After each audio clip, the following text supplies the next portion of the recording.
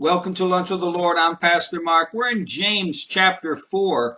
We're only going to be doing verses 11 and 12 this lesson. But before we begin, Jeremiah 15:16, Thy words were found, and I did eat them, and thy word was unto me the joy and the rejoicing of my heart. Now, in verses 11 and 12 of James chapter 4, James here is basically telling us, do not judge another Christian. He warns us against judging other Christians. Now, from the very beginning of sin in Satan's heart, there is the desire for him to rule others, to judge others, and to put self first. In Isaiah 14, verses 13 and 14, we have the 5 I wills of Satan. Satan wanted to be the one who was worshipped. He didn't want to be the one worshiping. He wanted to be the one being worshipped. And in attaining this position, then he would be able to make all the decisions in heaven and on earth. Satan's word would be the final authority. And so when Satan sinned, it produced selfishness. It produced I want to rule people. I don't want to be ruled. I want to rule others. And you know what? When he caused Eve to sin, what was it? You will be like gods. You can make your own decision. You can be your own God. And this is what happens. Sin causes selfishness. Sin causes a judgmental. Sin causes people to want to be number one. That same sinful nature is in each one of us. You see people vying for a position of authority at work. They want a promotion. They want that position within their work because they want to tell people what to do. They want their ideas being done. You see it at school. You see it in family members. I want to be the one that has power of attorney over my parents' money and things. I want to be number one. And people may not actually come out and say it, but you can feel it. You can feel it in people's lives that they desire to be number one. As we study these next 2 verses, we see God warning us against putting ourselves in a position where, in our heart, to judge other believers.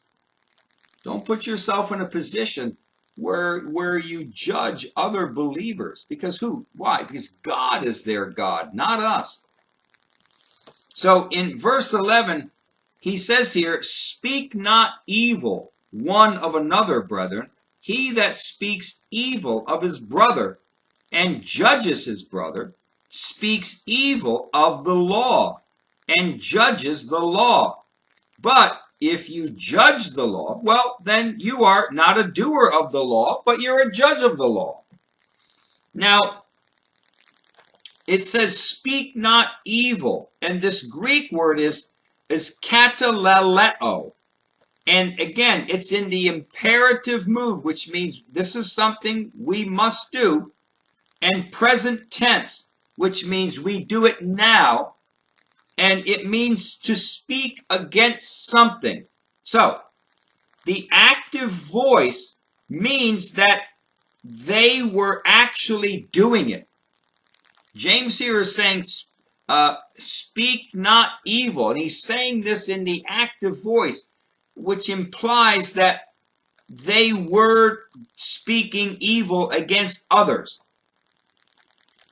And the present tense means that it was going on continuously now for some time. James isn't warning them against starting to do it, but he is telling them to actually stop doing it. He says here, when you speak evil, you're speaking evil against the law, and you judge the law. Now, the law spoken of here is the royal law of love. Thou shalt love thy neighbor as thyself. When he says you're judging the law, he's talking about the New Testament gospel, the royal law of love. It seems that the only reason why someone would speak against the law of love is because they think that they are above the law, that they can hand out judgments upon people. Our sinful nature would much rather judge people than to love people. And that's so true. I'm telling you, our sinful nature would much more rather be in a position of authority and receiving love and receiving the praise of people than to actually be giving it out. Listen, our sinful nature wants to be number one. It's selfish. In John chapter 8 and verse 15, Jesus said that we judge after the flesh, but that he judges no man. We judge by the flesh. We judge by what we see.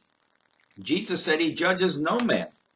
Matthew chapter 7, verses 1 and 2, Jesus said, judge not, lest you be judged. For with what judgment you judge, then you will be judged also. And with what measure you mete out, it will be measured to you again. And then in Romans chapter 2, verses 1 through 3, Paul writes, and he says, therefore you are inexcusable, O man, whosoever you are that judges. For wherein thou judgest another, you condemn yourself. For you are judged, for thou that judgest does the same things also. But we are sure that the judgment of God is according to truth against them which commit such things. And do you think this, O man, that judges them which do such things, and you do the same thing? Do you think that you're going to escape the judgment of God? And this is what Paul's saying. Listen, there's nothing new. Like Solomon said, there's nothing new under the sun. We think everybody does these sins. So if we're judging others for sins that they commit, we're going to be judged for the same sins against us. Because in our heart, maybe we don't actively do them, but maybe in our hearts we do them. God sees the heart. We're going to be judged with the same judgment that we mete out. Don't we want people to judge us with love? To judge according to who we are in Christ? Of course we do. We don't want people judging us according to our sinful fleshly nature. We'll be condemned all day long. We want people to judge us by love and according to Christ's new nature within us. James is warning them to not put themselves in the position of God as a judge. We do not have all knowledge.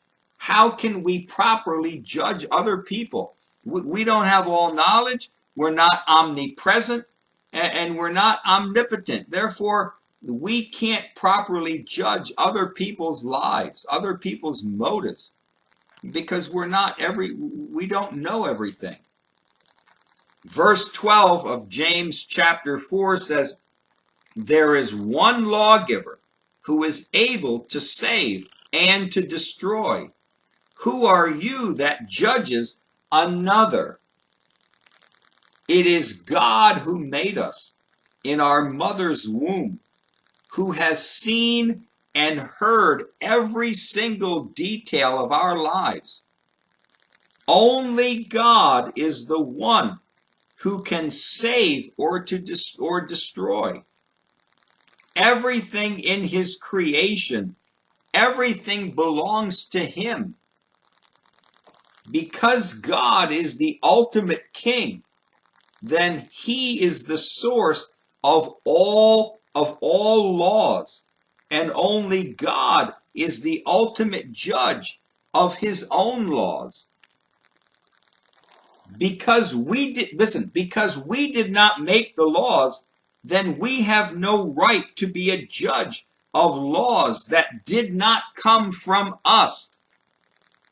Our duty is to obey the laws that are given, not to judge the laws. Our duty is to obey the laws. God never set us up to be a judge over other people. So James here is giving a stern warning against judging others, because we don't want the same judgment coming from God against us that we gave out to other people, because it's going to happen. We continue to do it. God is going to have us reap what we sow. All right, we're going to continue on here in verse 13 next lesson. But until then, walk with the Lord. I know he walks with you.